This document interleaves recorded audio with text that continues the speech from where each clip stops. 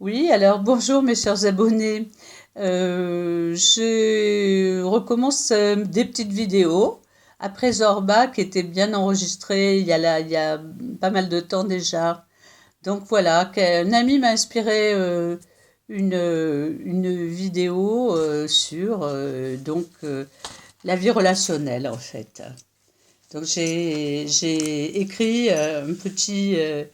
petite vidéo là-dessus. Donc l'amour, impulsion de vie dans l'univers quantique relationnel. Il y a plusieurs niveaux d'impulsion de vie dans notre vie relationnelle. Amitié, travail, famille, couple, tout ça est interconnecté et mêlé. Donc les niveaux de peur, basique, égotique, le niveau de l'émotionnel, information, du passé, le plus souvent, voire même relié aux vies antérieures, le niveau de l'attente du mental, des croyances, des conflits, imaginaire, idéal, tout ça fait partie des attentes du mental, et les niveaux énergétiques de l'âme. Tous ces niveaux sont quantiques et n'obéissent pas aux mêmes lois. En programmation neurolinguistique, il est dit, comme protocole de base, on ne peut pas ne pas communiquer. En effet, l'univers quantique informationnel est interconnecté et interpénètre nos 4 niveaux relationnels. Ainsi, la pulsion de peur coupe la connexion consciente de la reliance quantique. Les personnes se divisent entre dedans et à l'extérieur, ou bien moi et l'autre. L'autre devient l'objet du conflit. La perception de l'autre est souvent erronée, car le conflit est d'abord en soi et se manifeste ensuite en relation. L'amour, c'est donc l'impulsion porteuse de vie dans tout ce qui existe et aussi dans les relations. Cette impulsion d'amour, elle expanse. Par contre, la peur est son impulsion inversée.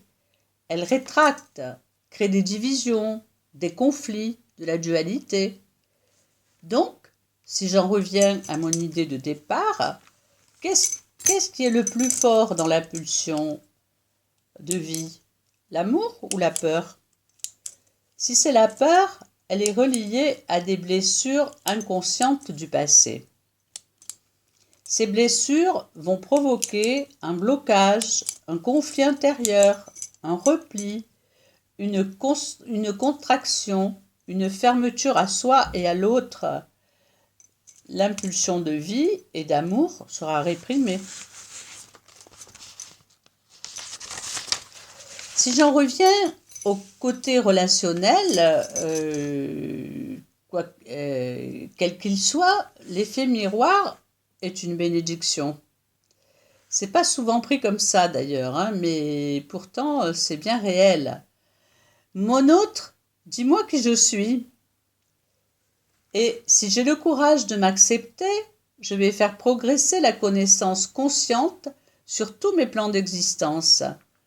De cette façon, je peux parler à l'autre de ma construction informationnelle. Ma bande de données s'éclaircit, elle est mise en lumière. Elle n'est ni figée ni stockée dès lors. En la laissant vivre, cette nouvelle intégrité de soi va résonner chez mon autre en miroir et l'autoriser à laisser vivre sa propre intégrité. Alors un grand respect relationnel s'installe et la loi d'attraction va jouer ainsi sur les plans d'existence. C'est ainsi que quand il y a manque de respect, intégrité et confiance vis-à-vis de soi-même en miroir et par la loi d'attraction, on attire ces mêmes manques. Émotionnellement, accepter la peur de l'autre est compliqué, car elle renvoie en miroir notre propre peur de rencontrer notre inconnu souffrant et discordant. Et de cette façon inconsciente, la coupure relationnelle, rétractation et division se mettent en place. Et donc, alors, on referme la boîte de Pandore de la pulsion d'amour. Et c'est bien dommage. Merci mes chers abonnés.